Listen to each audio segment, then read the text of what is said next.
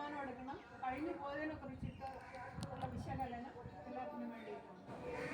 എല്ലാവരെയും കുടുംബാംഗങ്ങൾക്ക് എല്ലാവർക്കും വേണ്ടിയിട്ട് ഞാൻ ചോദ്യം ചെയ്യുകയാണ്.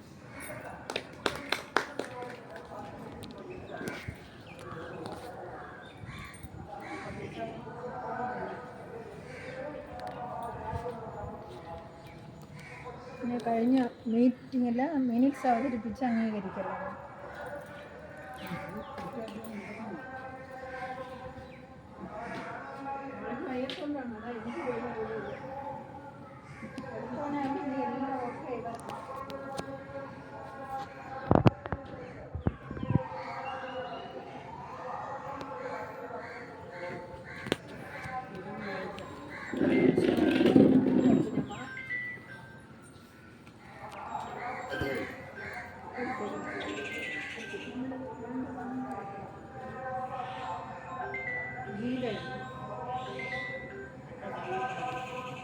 അല്ല ഗീത, ഇവിടെ മീറ്റിംഗ് നടക്കുകയാണ്. ഞാനിവിടെ ഓൺ ചെയ്ത് വെച്ചിരിക്കാവേ.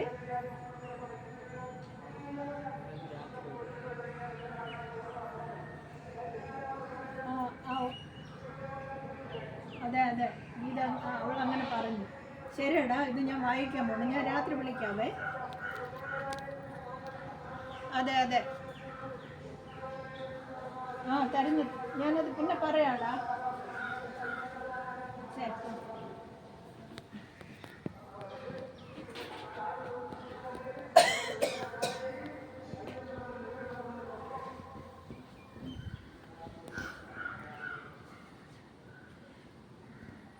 നമ്മൾ സെപ്റ്റംബറിലാണ് ഒടുവിൽ മീറ്റിംഗ് കൂടിയത്. തെക്കേക്കോണം പണ്ടാരമുള്ള യോഗീശ്വരമൂർത്തി ശ്രീ ഭദ്രകാളി ദേവി ക്ഷേത്രം കുടുംബയോഗം 17/9/25. ഇന്നത്തെ അജണ്ട ഈശ്വര പ്രാർത്ഥന, സ്വാഗതം, അനുശോചനം. സനൽകുമാർ, ലേഖം, മുരളി. അധ്യക്ഷ പ്രസംഗം, റിപ്പോർട്ട്, കഴിഞ്ഞ മീറ്റിംഗിലെ മിനിറ്റ്സ് വായിച്ച് അംഗീകരിക്കൽ, വരവ് ചെലവ് കണക്കവതരണം, തുടർ പ്രവർത്തനങ്ങളെക്കുറിച്ചുള്ള ചർച്ചകൾ, തീരുമാനങ്ങൾ, കൃതജ്ഞത.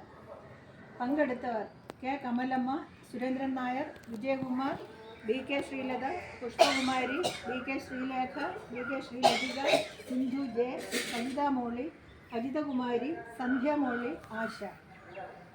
കുടുംബകാരണവരുടെ അധ്യക്ഷതയിൽ യോഗ ആരംഭിച്ചു. അജിതകുമാരി ഈശ്വര പ്രാർത്ഥന നടത്തി. ആശ അംഗങ്ങളെ സ്വാഗതം ചെയ്തു. കർക്കിടക മാസത്തിൽ നമ്മെ വിട്ടുപിരിഞ്ഞ സനൽകുമാർ, ജയയുടെ ഭർത്താവ്, ലേഖം, അലമേൽക്കുന്ന, മുരളി, സന്ധ്യ മോളിയുടെ ഭർത്താവ് എന്നിവർക്ക് അനുശോചനം രേഖപ്പെടുത്തി. അജിതകുമാരി അനുശോചന പ്രമേയം അവതരിപ്പിച്ചു. അംഗങ്ങൾ 2 മിനിറ്റ് എഴുന്നേറ്റ് നിന്ന് മൗന പ്രാർത്ഥന നടത്തി. ഏപ്രിൽ മാസം നടന്ന മീറ്റിംഗിൻ്റെ റിപ്പോർട്ട് സെക്രട്ടറി അവതരിപ്പിച്ചു. അംഗങ്ങൾ കൈയടിച്ച് പാസ്സാക്കി. ക്ഷേത്ര അക്കൗണ്ടിലേക്ക് വരുമാനം ഉണ്ടാക്കാൻ ലക്കി ഡ്ര നടത്തുന്നതിനെക്കുറിച്ച് വിജയകുമാർ നിർദ്ദേശം വച്ചു. അജിതകുമാരി അതേക്കുറിച്ച് വിവരിച്ചു. നിലവിൽ ക്ഷേത്രത്തിൽ നടന്നുകൊണ്ടിരിക്കുന്ന ചിട്ടി തീരുന്ന മുറയ്ക്ക് 1 ലക്ഷത്തിൻ്റെ ഒരു ചിട്ടി വയ്ക്കുന്നതിനെക്കുറിച്ച് അജിതകുമാരി അഭിപ്രായം പറഞ്ഞു. ഇപ്പോൾ തന്നെ അതിൻ്റെ ആൾക്കാരെ കണ്ടുപിടിക്കണം. മാസം 5000 രൂപയാണ് ഒരു ചിട്ടിക്ക്. 2 പേരോ 4 പേരോ ഒരുമിച്ചും ഒരു ചിട്ടിയിൽ ചേരാം എന്ന് അജിതകുമാരി അഭിപ്രായപ്പെട്ടു. ചിട്ടിക്ക് വരിക്കാരെ ചേർക്കാൻ കുടുംബാംഗങ്ങളുടെ വീടുകളിൽ കയറി ഇറങ്ങി ചോദിക്കണം എന്ന് പുഷ്പകുമാരി അഭിപ്രായപ്പെട്ടു. ക്ഷേത്രത്തിൽ സ്റ്റോക്ക് രജിസ്റ്റർ ഉണ്ടാക്കണമെന്ന് പതിവ് പോലെ രക്ഷാധികാരി ഈ മീറ്റിംഗിലും അഭിപ്രായപ്പെട്ടു.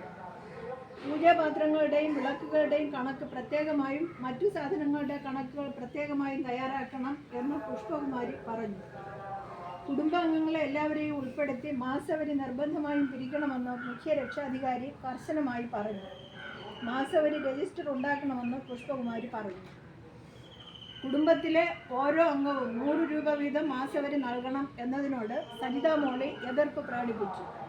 ഒരു കുടുംബത്തിന് ഒരു തുക നിശ്ചയിക്കണം എന്നായിരുന്നു സജിത മോളിയുടെ നിർദ്ദേശം.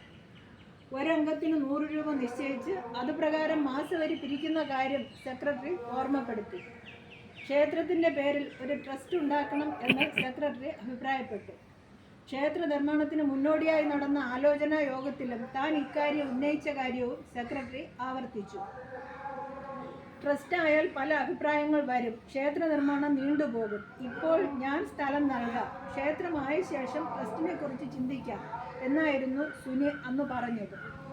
ക്ഷേത്രം സ്ഥിതി ചെയ്യുന്ന വസ്തു എൻ്റെ ഷെയർ പപ്പയുടെ പേരിൽ സുനിൽ വിലയ്ക്ക് വാങ്ങിയതാണ്.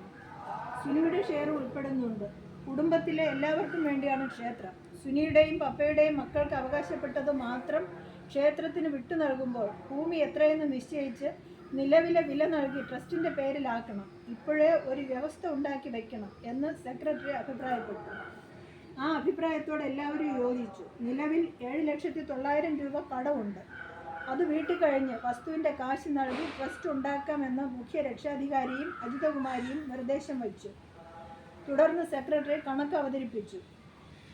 1/7/25 നീക്കിയിരിപ്പ് 50,760 രൂപ. അഹോരാത്രം നടത്താൻ ജൂലൈ 1 മുതൽ 16 വരെ അംഗങ്ങൾ നൽകിയ തുക 35,000 രൂപ. മലമേൽക്കുന്ന് ലേഖയുടെ മരണം കാരണം അഹോരാത്രം നടത്താൻ സാധിച്ചിരുന്നില്ല. ആ മരണത്തിൽ കുടുംബാംഗങ്ങൾക്ക് ദോഷമുള്ളതിനാൽ ഗണപതി ഹോമം, മൃത്യുഞ്ജയ ഹോമം എന്നിവ നടത്തേണ്ടി വന്നു.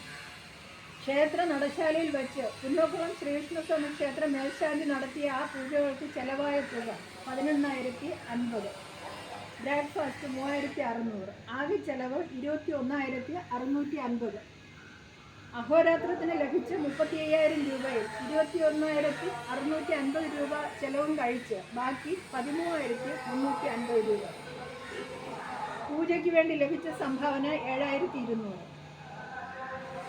പൂജയ്ക്ക് വേണ്ടി 17/9/25 1000 രൂപ ലഭിച്ചു. അത് അടുത്ത മീറ്റിംഗിൽ അവതരിപ്പിക്കുന്ന കണക്കിൽ ഉൾപ്പെടുത്താം. വാർഷികത്തിന് നാഗരൂട്ട് നടത്തിയപ്പോൾ കുട്ടൻ തരാനുണ്ടായിരുന്ന 600 രൂപ ചിങ്ങമാസത്തിൽ ചിട്ടി പപ്പയ്ക്കായിരുന്നു. ആ 21,000 ക്ഷേത്ര അക്കൗണ്ടിലേക്ക് നൽകി. ചിങ്ങത്തിലെ മഞ്ഞൾപ്പറ 1,850, മാസവരി 1,500. ക്ഷേത്ര അക്കൗണ്ടിൽ 95,960 രൂപ ഉണ്ടായിരുന്നു. 60,960 രൂപയെ ഇപ്പോൾ ഉള്ളൂ. 35,000 പിരിഞ്ഞു കിട്ടാനുണ്ട്. ക്ഷേത്ര ഫണ്ടിലേക്ക് വാഗ്ദാനം നൽകിയ 35,000 കിട്ടുന്നതിന് മുന്നേ വരവിൽ ഉൾപ്പെടുത്തിയത് പോരായ്മയായി അംഗങ്ങൾ ചൂണ്ടിക്കാട്ടി. ഓരോ മാസത്തെയും വരവ് ചെലവ് കണക്കുകൾ പ്രത്യേകമായി രേഖപ്പെടുത്തണമെന്നും അംഗങ്ങൾ നിർദ്ദേശിച്ചു. തുടർന്നുള്ള മാസങ്ങളിൽ അത് പാലിക്കാമെന്ന് സെക്രട്ടറി മറുപടി പറഞ്ഞു.